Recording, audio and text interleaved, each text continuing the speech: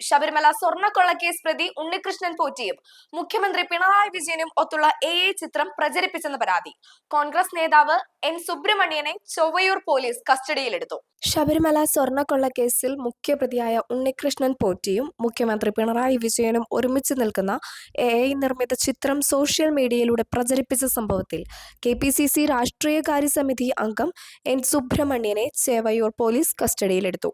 ശനിയാഴ്ച രാവിലെ 8 മണിയോടെ ഇദ്ദേഹത്തിന്റെ വസതിയിലെത്തിയാണ് പോലീസ് നടപടി സ്വീകരിച്ചത്.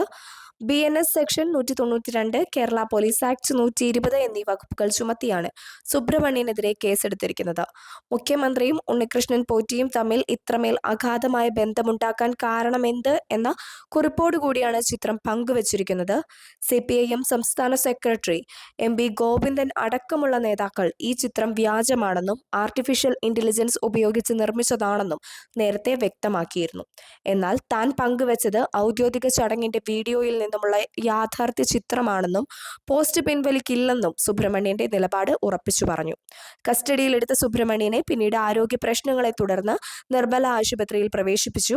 ഈ വിഷയത്തിൽ രാഷ്ട്രീയ പോര് മുറുകുകയാണ്. സ്വർണ്ണക്കൊള്ള കേസിൽ നിന്ന് ശ്രദ്ധ തിരിക്കാനാണ് സർക്കാർ ശ്രമിക്കുന്നതെന്ന് പ്രതിപക്ഷ നേതാവ് VD സതീശൻ ആരോപിച്ചു.